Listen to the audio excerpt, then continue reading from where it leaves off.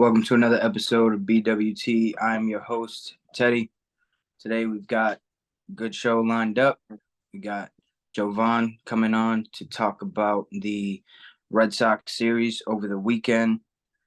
And then we will get into division leaders and wild card standings at this point of the season with a month and a half left. And then we will get into the AL and NL MVP races as the dog days of the summer are here. Jovan, how we doing today? Doing great. How you doing, Teddy? Now I'm doing good, man. Can't complain. First game back. Me on the actually playing since like the suspension and then I was busy coaching and then I got sick. So it was fun to be out there today. And glad the team got the win. So it's always good. Nice, man. That's what's up. That's what's up. Thanks for having me on as well. Of Appreciate course, it, bro. man. Appreciate you hopping on with such short notice. Um, let's get right into it. So Friday night, Anthony Volpe started the scoring with a three-run home run in the top of the second inning, his 15th of the season. And then in the bottom of the second, Jesus Sanchez hit an RBI triple to make it 3-1. Jake Berger hit an RBI double to go make the score 3-2. And then can we get an all rise? Aaron Judge hit a solo home run for his 22nd of the season to make the score 4-2. In the top of the fourth, Oswaldo Cabrera, an RBI single to make it 5-2. Isaiah Kiner-Falefa, an RBI single to make it 6-2. And Gleyber Torres also hit an RBI single to make it 7-2. In the bottom of the fourth, Jake Berger hit another RBI double to make it 7-3. And then in the bottom of the sixth, Josh Bell, who has been heating up ever since he got traded to the Marlins. He hit his 15th home run of the season to make it 7-4. And then Kyle Higashioka comes up in the top of the ninth for some insurance runs. He scored 2 on an RBI single to make it 9-4, which was the final score. Yankees win. Randy Vasquez was the winning pitcher for the Yankees to make his record 2-1 on the season with a 1.89 ERA. And the losing pitcher for the Marlins was Jesus Luzardo, make his record 8-7 with a 3.91 ERA. Let's talk about Friday night's game between the Tigers and the Red Sox.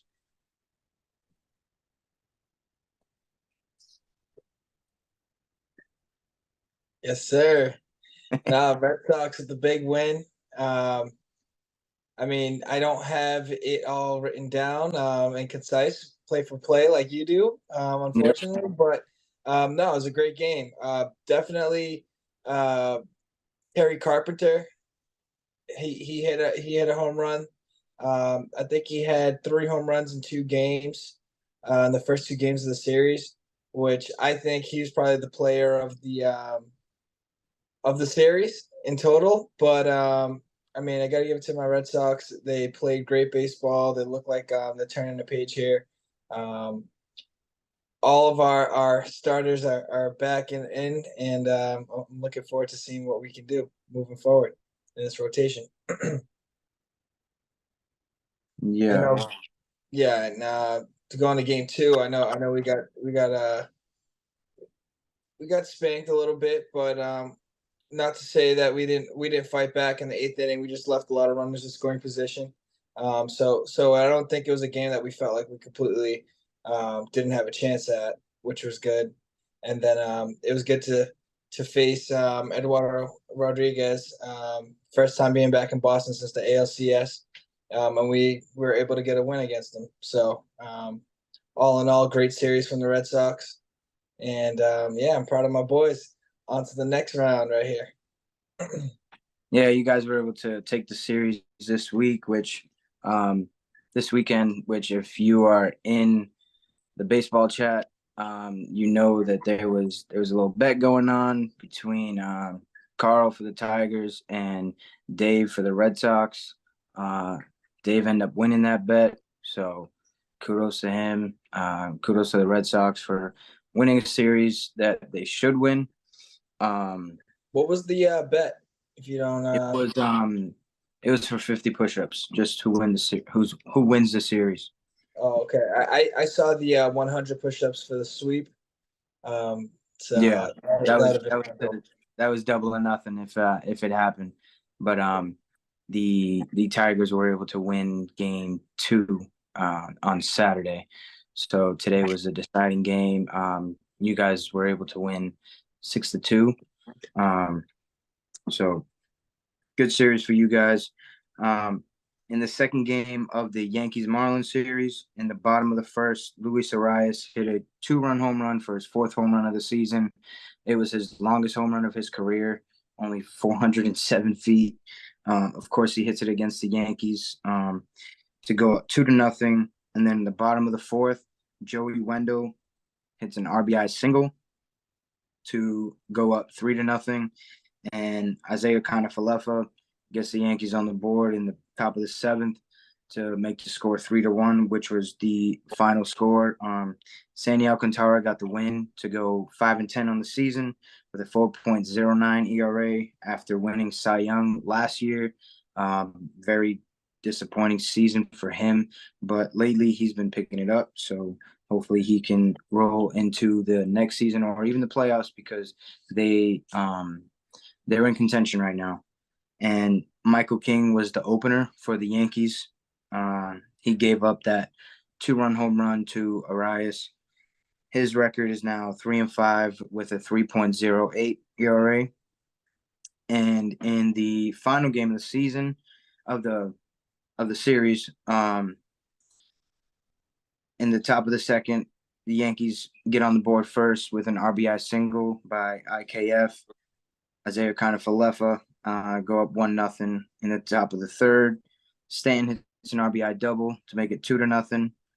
Luis Arias strikes again with an RBI single to make it 2-1.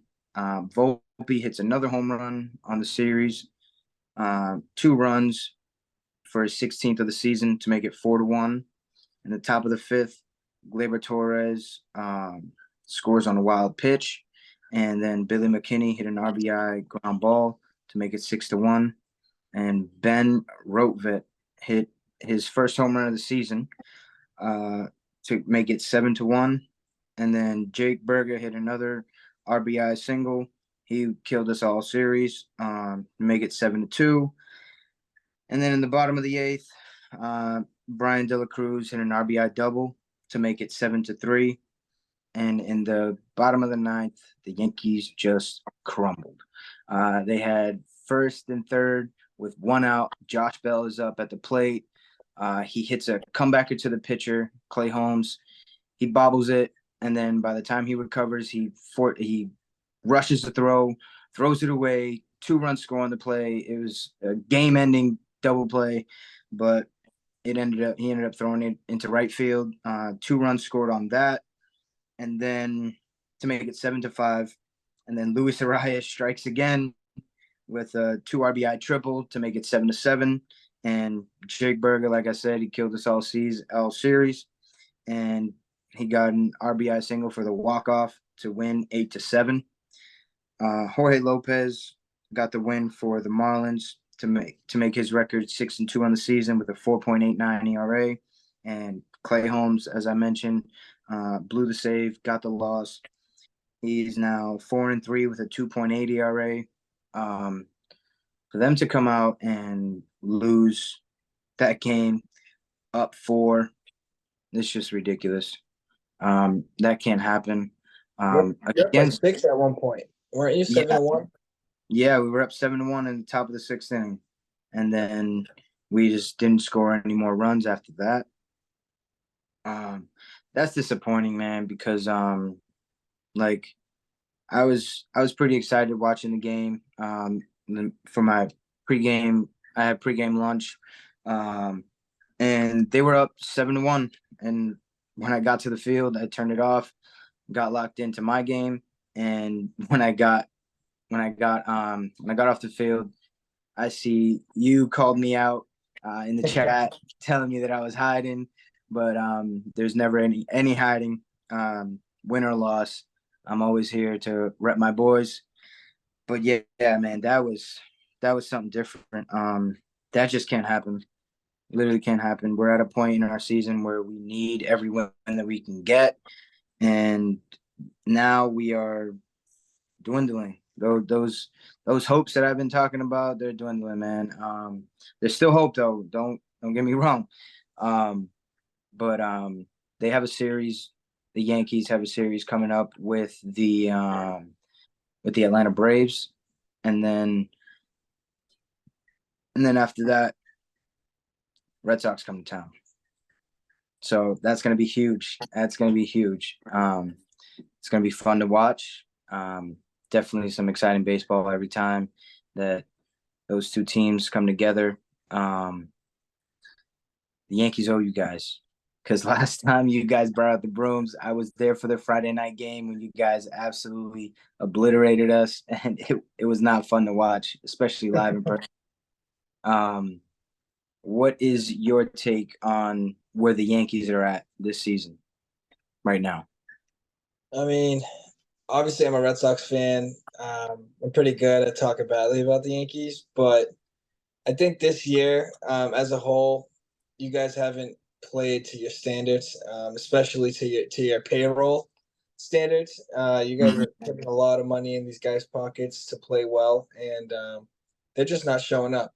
And I think you could say it's injury, but a lot of those guys are coming back now, and it's still not paying off. So I don't know if it's an organizational thing where maybe it's a managerial thing going on, but I think the past couple of years it's kind of been tough to kind of have a culture of winning in Yankees Stadium. I don't know. I know you guys. The only time you guys won a World Series in that new park was the first year it was open. But Oh no. yeah, it. I'm not sure really what's going on. It could be just the culture, man. I don't know. Maybe guys just aren't happy. Maybe you need to switch up some guys, get new blood in there. But I think there's something going on that needs to be fixed if you guys want to change the way things are going at this point. Yeah, I Because it's feel like been an ongoing thing for a little while now. It's not like it just started happening this year. It's been mhm. slowly going more and more downhill. Aaron Judge can only carry so much. He seems like the only guy that can really be battle tested and play in New York and just not care about the noise at all. Yeah, I mean, last year we were able to win the AL East, and we made it to the ALCS. Eventually, ended up getting swept by the Astros, which then went on to win the World Series. So, I mean, the Astros have had our number for quite a while. Um, and even though in 2017, cue the trash cans, um, but I mean, that's neither here or there. But I definitely feel like the Yankees need to get rid of Boone and Cashman. Cashman has been there for 25 years. Like you said, we've only won in '09, and he's definitely not meeting the expectations of the winning culture, like you said. I feel like the Yankees need to just let these young guys play. We have seven seven top 100 prospects in our farm system right now. So I feel like they should all be up in the Bronx within the next 2 years. So hopefully that helps out because this is this is getting outrageous. I'm tired of watching it. And we need change. Um, like you said, maybe some new blood. Maybe that young blood. Those young boys they play different. You know. So Try and make a name for themselves. yeah, for sure. Like um, the fact that we paid Josh Donaldson 6 million not to be on the team anymore is great. I feel like they're taking steps in the right direction because this year he was absolutely terrible. Last year he had a pretty average year, but this year it was not it. So for them to make that move, um, hopefully they'll sign IKF. He's been consistent all season. I don't know how he does it because he's Mhm. not a household name. He's done everything from steal home to hit 300 in long spans of the season. Um, so I mean he'll probably be cheap and he'll probably take a cheap deal because he was a Yankee fan growing up. He always talks about loving to be a Yankee. So hopefully we can do that. But everything else, I feel like it just needs to change. Yeah, I So think also what you guys could also do, that I think just your team could use, like you said, is some younger guys, some younger blood, because as we know, the game itself is changing. It's not the home run strikeouts game anymore. It's mhm, more athletic, more fast. You can't be paying a guy like Giancarlo Stanton, who's not going to be a everyday. Yeah, he can hit the ball 500 feet, but he can't steal bases. Um, he's not going to be can that guy. He's not going to leg out a triple for you, and you're paying him a lot of money. You could be paying a guy, um, that like a much more athletic player, like a Dansby Swanson, let's say, or something like that. Um, those kind of guys that are just impactful in the game, that are more athletic in today's game, I mhm. think go a longer way. And the way that Cashman went about getting players, it's just not the same game of baseball anymore. So I think that needs an adjustment as well in New York. Definitely. One guy that I would want them to go after, they weren't able to pull the trigger during the trade deadline is Cody Bellinger. But I mean his value is going up and up every time because he's been hot. Um, he won Player of the Month in July. So if he continues to play well, if the Cubs, man, they're on fire right now. I think they're a half game back out of the wild card, right? Yeah. So speaking of that, let's get into the division leaders. So in the AL East, we got the Baltimore Orioles winning. They are 73 and 45 in first place. The Tampa Bay Rays are 71 and 49, 3 games back. The Toronto Blue Jays are 66 and 54, 8 games back. The Red Sox are 62 and 56, 11 games back. And the Yankees are 60 and 58, 13 games back. Um, I think the Orioles are gonna win this series, this division. Um, Weird news with Wander Franco from the Tampa Bay Rays. It's Very weird. all allegations right now. Nothing has been proven, but it is said that he is messing around with teenage girls in DR, and that's just disgusting in my eyes. Um, Especially having a little sister. I know you can attest to that as well, but he needs to do better. Like Yeah. I don't understand what goes through those guys' heads when they mess around with little girls, man. It's a strange thing. It's a really strange thing. I'll never understand it. And probably it's a good thing that I don't understand it. Um, Yeah. yeah. But I mean, the Yankees, man, just have a good week. Let's have a good week this week. Let's have a good week. We got Atlanta Yeah, coming. you're We playing the go to Braves. Atlanta. That's gonna be a tough team to get out of your slump with. Dude, that Tell is you gonna that. be tough. They just put up 36 runs in 3 games against the Mets, with one game putting up 21. They went 21-3. Matt Olson continues to hit home runs at a crazy pace. I believe he's on pace for at least 60 on the season right now. We'll get into his numbers later on in the show. In the AL Central, we got the Twins leading the division at 62 and 58. We got the Guardians at 57-62, 4.5 games back. Detroit Tigers are 53-65, 8 games back. The White Sox are 47-72, 14.5 games back. And the Kansas City Royals are 38-81, 23.5 games back. And if you are in the parlay chat for Refuse to Lose, I put in a 10-leg parlay. Everything hit, but the Cardinals losing to the Royals. And seeing their record, that just stresses me out even more. I see I see the I see the Guardians just winning this division just because they're more experienced at doing this. The Twins, they might make it to the playoffs. If they do, I don't see them making it too far. They never do. They don't have that grit. I don't know what it is. What do you think about this division? Yeah, so I do want to go back to the AL East at one point because you Yep. missed me on, but Oh yeah.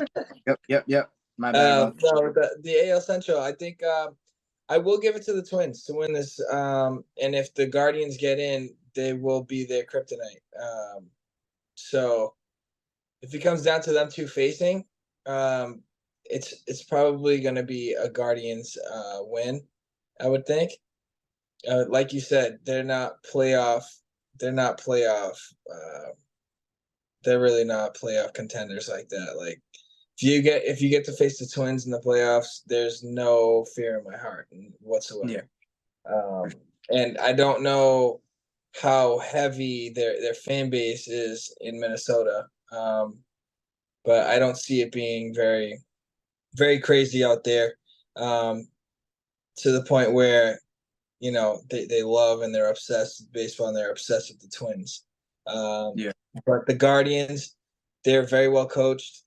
They know how to play when it comes down to the very end of the line. They're gonna do what they have to do in order to win. So they got a lot of good talent.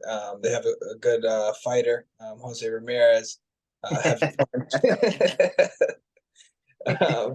so I think the Twins. I'm gonna go with the Twins winning this division. But if the Guardians get in that matchup, the Guardians win. Okay. And let's go back to the AL East so that Okay. did give you an opportunity. I think What do you think we got sidetracked a little bit with Wander Franco being a creep, but hey, it is what it is. I'll go with the Orioles winning this division, the AL East, and then I think Tampa Bay is probably just going to sit there and get into the wild card. I think Tampa Bay gets into the wild card, and I think that the Toronto Blue Jays start falling off on the next coming weeks, and I'm praying that the Red Sox can sneak in. If the Red Sox can sneak in right now, it's just watching their games. They are trending upward. Everyone's coming back. Trevor Story went 4 for 4 today, which was great to see. And Chris Sale also pitched unbelievable. He had a no-hitter going into the fifth, and then it got broke up with a solo home run. So he pitched 4.2 innings, let up a solo home run, and then once he let up the home run, they took him out. He only had 52 pitches thrown as well. So that's always great to see. And then we got Tanner Houck coming back. We have Garrett Whitlock coming back. So they're all great pitchers that we've been missing all year long, and they're coming at a great time. So I would not be surprised to see the Red Sox heat up, and I'm hoping that the Toronto Blue Jays cool down. Yeah, I definitely can see the Blue Jays slowing down. They've done nothing but prove that statement to be true. In the last, they did make a lot of good pickups in the trade deadline. I will give them that. They did did. go out and get some heavy arms. And they did go get Paul DeJong as well, which is a huge pickup from them. Especially with Bo Bichette being down with the injury still. So that definitely would help them out offensively because Paul DeJong is a very good offensive piece. And also defensively, he can handle his own at shortstop. Let's get into the AL West. The Texas Rangers are still leading this division. They are 70-48. And then the Astros are 68-51, 2.5 games back. The Seattle Mariners are 63-54. They're 6.5 games back. The Angels are 59-60, 11.5 games back. And the Oakland A's are 33-85, 37 games back. Wow. That's way too many games back. That's sheesh. Sell the team. Sell the team. Yeah. What's your take on this division? I think so. Part of me wants to say Houston wins this division, but I can't. I can't say that because of how the Rangers have keep proving me wrong throughout the season. I've counted them out time and time again. Just keep saying, Houston's gonna end up getting above Texas. But Texas is just doing their thing. They continue to win, and they continue to play good baseball. So, if they win this division, I would not be surprised. And then I think a sleeper team that everyone is sleeping on right now is the Seattle Mariners. If they get into this wild card, and they might be the third pick of this wild card after the Tampa Bay Rays. It might be Houston Astros, Tampa Bay Rays, and the Seattle Mariners. In my case, I don't want that to be true. I want the Red Sox to obviously take it, but I think a lot of people are sleeping on the Seattle Mariners right now, and they have some stuff going on over there. Yeah, they just played a tremendous series with the Baltimore Orioles. It was back and forth. They went extras 2 out of the 3 games in the series. Cedric Mullins made an incredible robbery. Oh goodness, that was crazy. In the bottom of the 9th, he robbed a home run, and then the next batter hit a home run to tie the game, and then in the top of the 10th, he comes up and hits an absolute bomb to secure the win for the Orioles to win the series. But yeah, shout out to Carl, man. He called this way before the season even started. I'm gonna keep giving him a shout out every time because he's been right. And I believe that the Rangers, with the acquisitions that they made at the trade deadline, I believe they're going to win this division with the Astros and the Mariners getting into the Mariners might get into the wild card if they continue to play well. They're 8-2 in their last 10. And their last 2 were nail biters. George Kirby, he threw 9 innings last night of shutout ball, and then they blew it in the bottom of the in the top of the 10th. Again, Cedric Mullins, he stole third base, and then he ended up scoring. And the thing that really disappoints me about this division is the LA Angels. I mean, they went out and made moves. They said they're gonna keep Ohtani to try to make a playoff run, and they're 3-7 in their last 10. They ended up winning today to avoid the sweep against the Astros, but I don't see them making any noise in the playoffs or anything like that. So they might lose Ohtani. I think it was a very, very bad business decision. What they just did at the trade deadline, like point blank period, you cannot do that with the amount of assets you could have acquired for Shohei Ohtani. You have to do that. You have to. It just makes no sense. Instead, you went ahead and you wasted money for a season that was not yours. You're not in first place. You're not in second place. You're nowhere even close to being a contender. You haven't been a contender in the past couple of a very long time. Probably, I couldn't tell you the last time the Angels, probably when they were Anaheim, it was when they were contenders. Seriously, when they They've have Vladimir Guerrero.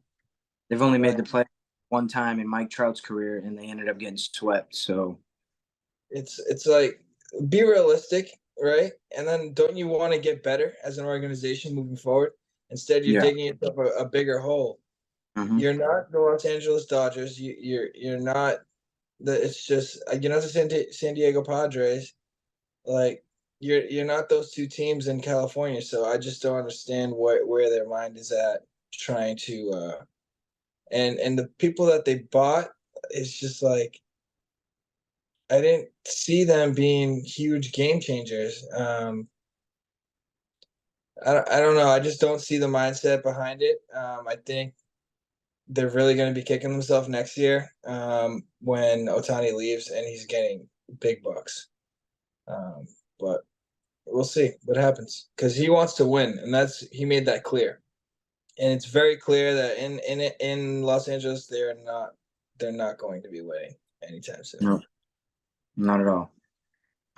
Let's get into the NL East. The Atlanta Braves are leading 75-42. Their record. The Phillies are in second, 65-54, 11 games back. Miami is 62-57, 14 games back. The Mets are 53-65, 22 and a half games back. And the Washington Nationals are in last place, 53-66, 23 games back. This division has been wrapped up for a while. The Braves are one of the best teams in baseball, and they just continue to dominate. Um, they've got, in my eyes, two NL MVP candidates. We will get into that in the next segment. But yeah, how do you feel about this division?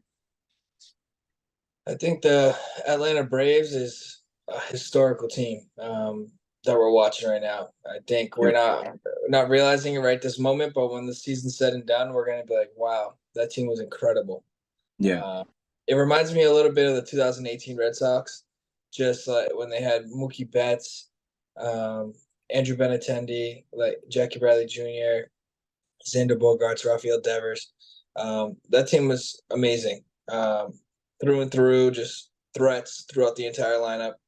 Um, and it just reminds me of the Atlanta Braves this year. This team is just so stacked, and their pitching is unbelievable.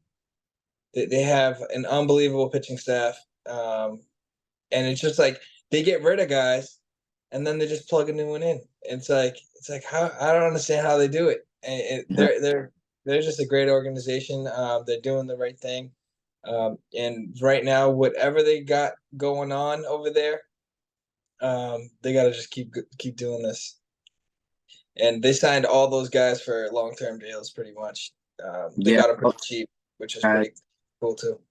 yeah, all their core guys are pretty much wrapped up until I believe 2026, 2027.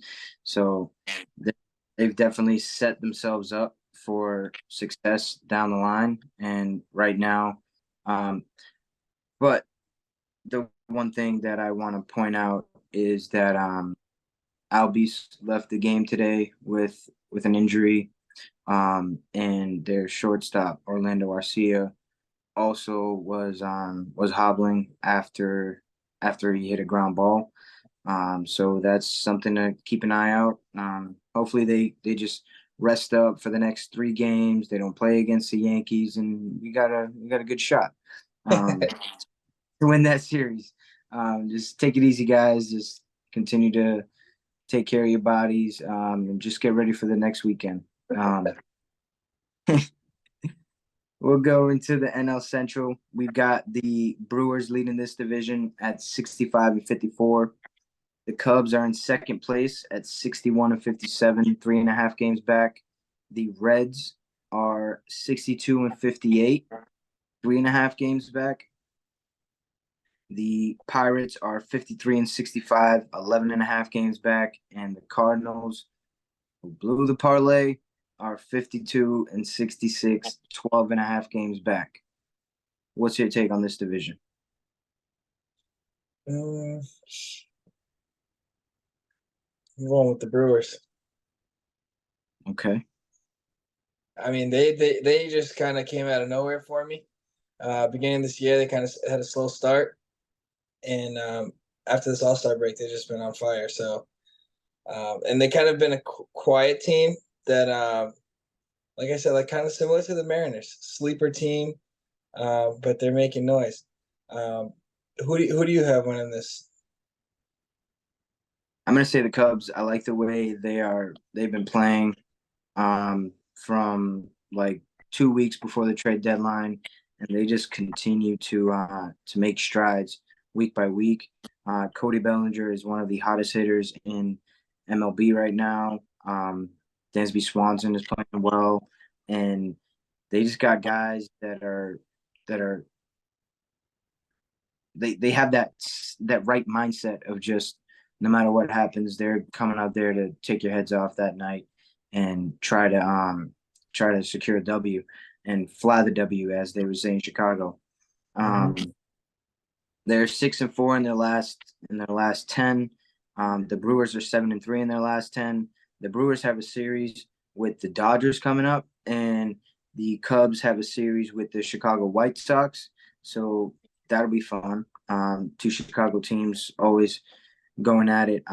It's kind of like a little rivalry. But that Dodgers series with the Brewers, they could pick up some ground here within the next couple days. Um, in the NL West, we've got this division just flip flopped. It's crazy. We've got the Dodgers at 71 and 46, leading the division. The Giants are 63 and 55, 8.5 games back. The Arizona Diamondbacks are 59 and 59, 12.5 games back. The Padres are 56 and 62, 15.5 games back. And Colorado Rockies are 45 and 73, 26.5 games back. Juan Soto, when you're asked about the Dodgers, please stop saying that they should be worried about you. You are 15.5 games back. The only thing you should be worried about is that offense not doing what it's supposed to be doing. They were a team that everybody had, including myself, making strides to make a good playoff push this year with the acquisition of Xander Bogaerts and adding him into the mix with Fernando Tatis, Juan Soto, Manny Machado, Jake Cronenworth, Gary Sanchez. They picked him up off of waivers. He's been playing well. Even defensively, he's been playing well, which was his downfall here in the Bronx. And then also when I believe he was signed to the Mets for like 2 weeks, and that didn't work out. And then he was claimed off waivers by the Padres. He's been helping them out offensively. Then they got Trent Grisham in center field. So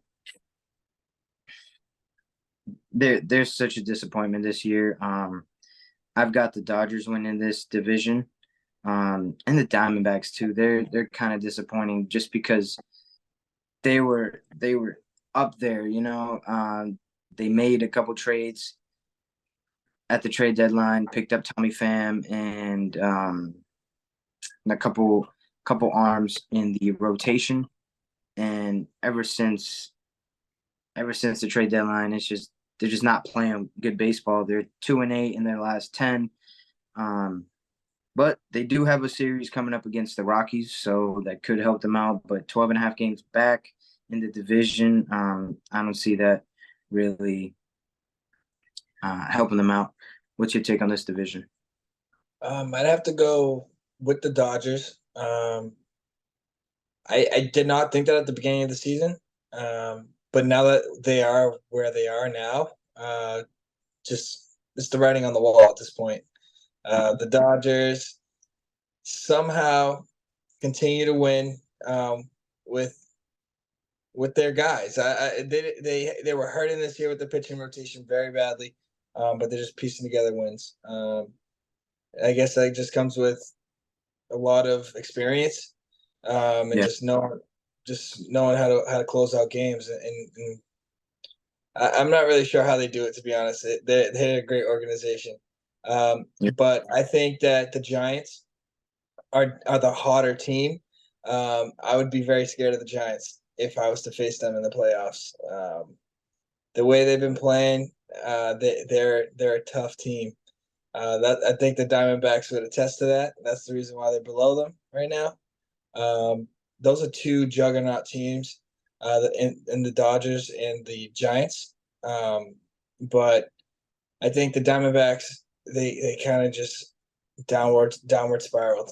Um, Unfortunately, they let it go, but it was a great story. I'll say, the beginning of the year, I would never have thought that they would have been in first place, holding first place for that long, and they did it. It shows that they have a bright future ahead of them, and I'm excited to see what they can do moving forward as well.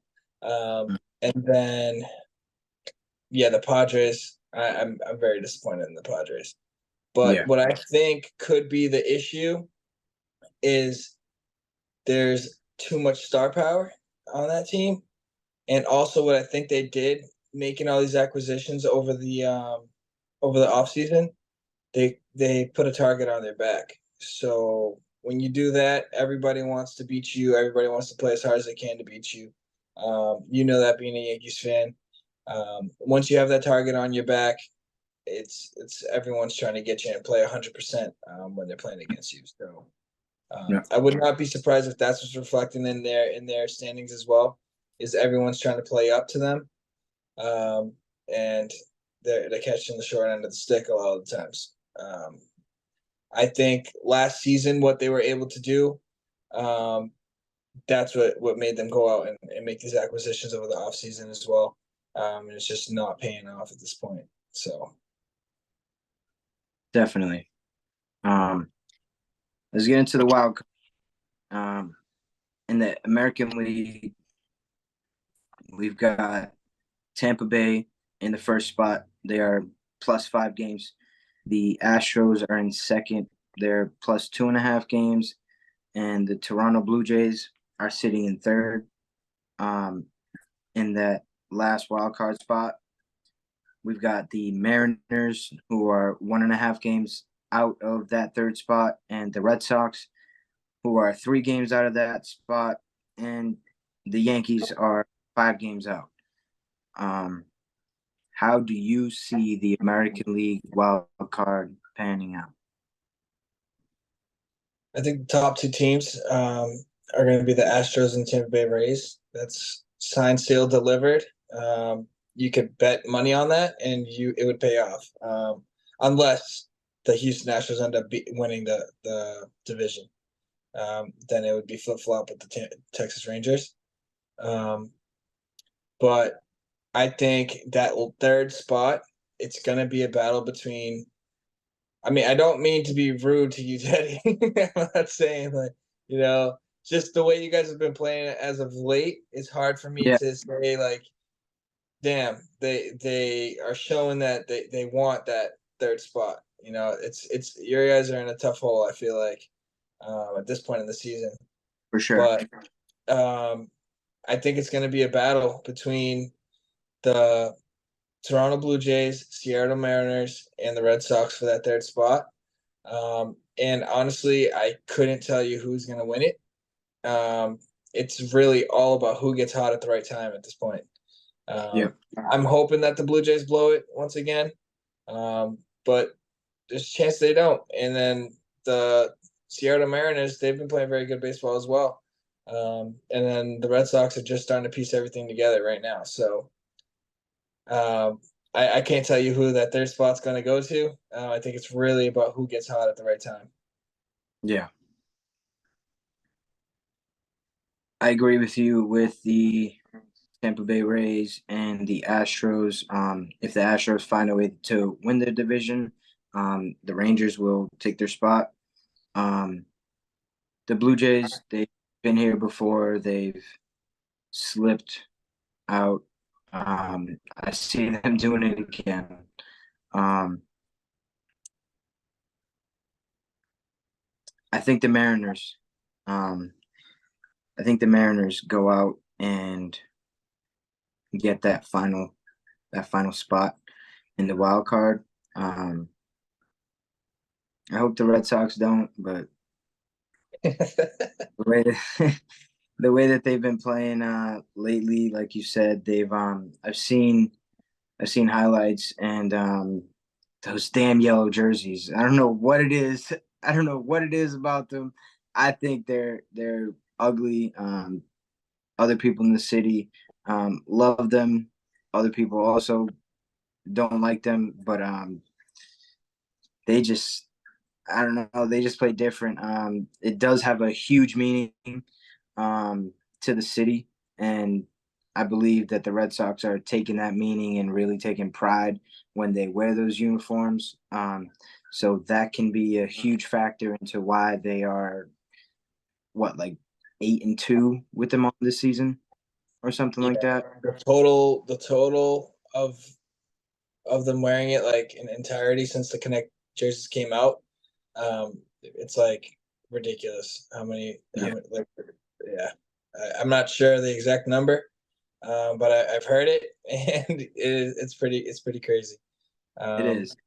It really is. I'm pretty sure the Red Sox had the first Connect uni though. I think that was the very first one that ever came out, and then they started going out to other teams. Yeah. If I'm mistaken, which is pretty cool. Yeah, definitely might have been. If you guys don't know the story, they wear the yellow and blue because of the Boston Marathon and the whole Boston bombing marathon that happened here. So Boston and Bostonians take pride in that. That was a very sad time in the city. And if you don't know, look up David Ortiz's "This Is Our Bleeping City" speech when it happened.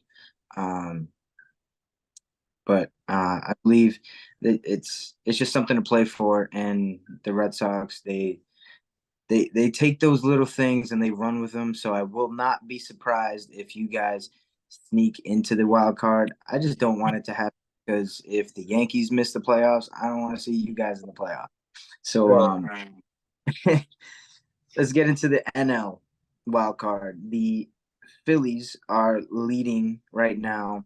They're up 3 games. The Giants are plus 1.5, and the Marlins are sitting in that third spot. But man, oh man, we got some. This is gonna get down to the wire. We got the Cubs half game out of that last wild card spot. The Reds also a half game out. And the Diamondbacks, as disappointing as they've been, they're only 2.5 games out of that final wild card spot. And another story, the Padres, they're only 5.5 games out. If I have hope with the Yankees making it, they're only 5 games out. I believe that the Padres fans should also have hope because if they can get hot, maybe never know. There's a chance, you know. Um, Baseball, anything can happen. oh yeah, for sure. So I think I think the Phillies stay in that spot. I think the Giants stay in that spot, and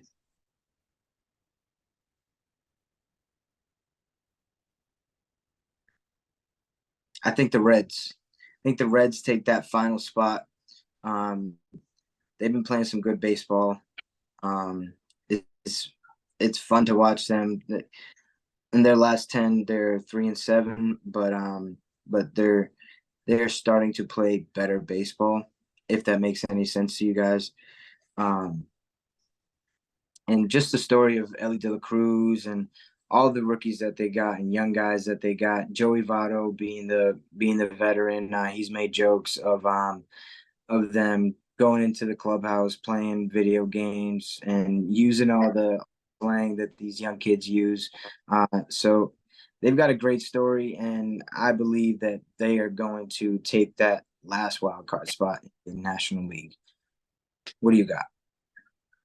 I honestly don't agree with you often, but this is one of those times, Teddy. I think I have to agree with you on all three teams. So I think the Reds are going to sneak in. I think the Phillies do stay there. And I think the Giants stay there. The Giants are just too good. And the Phillies, they want a taste of what they got last year. So they have that chip on their shoulder. They want to get back to the finish line and try to finish what they started. Yep, So even if they don't make it all the way, I think that's something that is going to be a motivator for them. And the reason why they are going to stay in that wild card spot. And the Giants, just as an organization, they've always been a team that if they're in a situation where they can get to the playoffs, they will get there. yep, And like you said, that third spot, I'm gonna pick the Cincinnati Reds, just because of the story of the team this year. And that kid Ellie De La Cruz, I want to see him in the playoffs. I want to watch him under the lights, big showtime, and see what he can do for all the fans. definitely. Being a coach for all these young kids, it's the it's the name that everybody is. Oh, did you see what Ellie did this week or whatever? They're trying to copy his swagger. They're they're just they're following who would follow the Reds, you know? Yeah, no one Um, would. and Since Pete he's Rose, man, no one's been following the Reds. Yep, they did have a very historic team, the Big Red Machine. They had Joe Morgan, they had Pete Rose, they had a nasty catcher. I forgot his name at this point, but they were Johnny nasty. Bench. Yes, Johnny Bench. Yep, one of the greatest catchers of all time. Um, yeah, it's given the Reds new life, and as funny as it is, Pete Rose he got in trouble for gambling during his playing career, and when the betting opened up in Cincinnati, he went into the casino and placed the bet on the Cincinnati Reds winning the World Series. So Nice. um, who knows? They've got a shot to prove him right. Now let's get into the AL and NL MVP race. I believe that this AL MVP is already wrapped up. You've got Otani hitting 305 with 41 home runs and 84 RBI right now. One thing about him, he just got shut down for his next start because of arm fatigue. Um, that's not ideal. That might make his value go down in the offseason in free agency. But what you're getting as a hitter with this guy is something that we really haven't seen in a long time. This guy he can do it. He can hit. He can hit for average. He can hit for power. He can he's fun to watch. Every time you load up a highlight reel of the Angels, it's normally just him. I feel bad for him for being on a losing team like this. But hopefully Trout gets back and maybe, maybe, just maybe. Um, what do you think about the AL MVP? Yeah, no, definitely 100% goes to Shohei Ohtani. Um, what the guy can do is just it's unexplainable. He's the second coming of Babe Ruth. So it's kind of hard not to give him the MVP every year. Even last year, he gave Aaron Judge a run for his money. And Aaron Judge had a historical season. himself. He did. So it's kind of it's you don't see what he does often, and we're watching him go out there each day and just grind out at bats and then just grind out pitching performances. Um, I think what solidified his MVP for the season was definitely the game where he played and he hit a home run. He hit 2 home runs and pitched a shutout on the same day. Um, Yep. The I think doubleheader against Tigers. that alone, that as long as he stays healthy throughout the rest of the season, even if he didn't, I think he still gets it. He played enough already, Yeah. but that kind of that kind of thing doesn't happen ever. Um, I don't know if Babe Ruth even did that. Um, Probably so not. yeah, Ruth was- he's a different animal, man. And it's exciting to be able to watch him. It's a privilege. Being a baseball fan, being able to watch that guy take the field. So um, Definitely. mhm. All right, let's get into the NL MVP. In my eyes, it's a three-person race right now. Um, we've got Acuna hitting 338, 26 home runs, 71 RBIs out of the leadoff spot. We've got Freddie Freeman hitting 339 with 23 home runs and 83 RBIs out of the two-hole. And then you've got Matt Olson, Acuna's teammate. He is hitting 271, which is lower than those guys, but he's got 43 home runs with 105 RBIs. It's probably higher because he played the Mets tonight and he hit a home run, another one. Um, the dude is on pace for a 60 home run season. If he keeps playing the Mets, he might break Aaron Judge's record. He's 20 away from 62. Um, what do you think about this NL MVP race? I gotta go with Acuna. But I agree, it is a 3-man race. But I think if I as a fan, I have to go with Acuna just because of what he brings to the game. He's bringing electricity to every fan in the ballpark that just wants to watch the game. You make sure you stop doing what you're doing to watch him play, especially when he's on the base path. You're looking for him to steal a bag.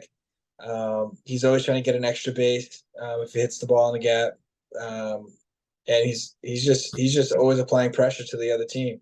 Um, I think also what's going to play into him getting the MVP is, like I said, we talked about this with the Yankees. I talked a little bit how the game changed. The game's changing towards being more athletic, being more um, like stolen base driven. I think that is going to also give him leverage on getting this MVP as well. I mean, his batting average speaks for itself, but I think the stolen bases is what's going to set him over the edge compared to all the other contestants in this MVP race. Yeah, he's got over 50 this year, so he's definitely doing something that we haven't seen in a long time. Um, I mean, we had Ricky Henderson in the 80s and 90s. He's a stolen base king. But we really haven't seen guys stealing. But with the whole rule changes this year and the bases being bigger, yeah. So I believe that's helped out the game a lot. Um, and like you said, he's that dude is electric. Um, you can't miss him. When he comes up to bat, he's wearing a yellow elbow guard and a yellow shin guard, and his team is red and blue. You know, he does that for his country of Venezuela. Um, so, and then he's got everybody has their on their elbow guards. They have their names on them. He doesn't. He has La Bestia. which is the beast. So he knows what he's doing. Is outrageous this season. He's got the chains. He's got the 100-mile-per-hour throws from the outfield. He's got the electric plays out in the outfield. Game saving plays out there. In my eyes, I believe he wins it as well. Like I said, he's dominating the game in every facet. Place your bets, folks. Place your bets on what we're telling you guys. If you got a savings account, put it all on our MVP bets, and you're gonna cash out. We promise you that. Mm-hmm. I think both of our choices are solidified going to get these MVPs. And if they didn't, I'd be shocked. Yeah. For sure. So that's all we got today. Do you have any final words for us today? Nah, man, not really. Just thank you, Teddy. Thank you for having me on your show, BWT.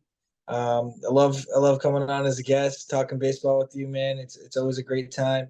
I also want to shout out Refuse to Lose, always giving us this platform to just talk baseball. And I'm looking forward to looking at our videos when the season comes to an end and see how close we were to all of our predictions. So, yeah, thank you for providing the platform, man. Yep. Yeah, everybody, make sure you like, subscribe, share this video so that any baseball fans that you know can see what we have. I hope you guys are enjoying the content. I'm enjoying coming on here talking about this beautiful game, even though it could be stressful at times. But there's nothing better in my eyes than the game of baseball.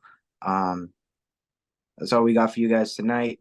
Actually, I want to give a shout out to the Massapequa team from New York. They ended up winning the Little League World Series for softball today. They beat the reigning champs from North Carolina. So I didn't get to watch the game, but I heard that it was a great game. I watched highlights, and shout out to them. The boys Little League World Series starts up on Wednesday, so if you got nothing to do, turn your TV on. 1:00, there will be games all throughout the day, and it's not gonna be terrible games. It's gonna be some good baseball.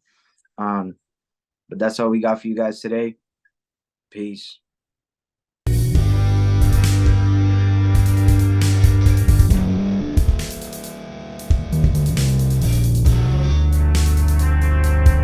Thank you for staying to the end. If you're watching this on YouTube, please like this video, subscribe, and also hit that notification button so you can be notified next time we put out a video. If you're listening on any podcast platform, subscribe and hit that notification button, y'all, so you can be notified we put out another podcast audio. And last but not least, hit that share button. No matter what you're listening to or watching it, hit that share button and send it to somebody that you know that would love to watch this episode you just listened to. So once again, thank you for staying to the end, and we'll see y'all in the next episode.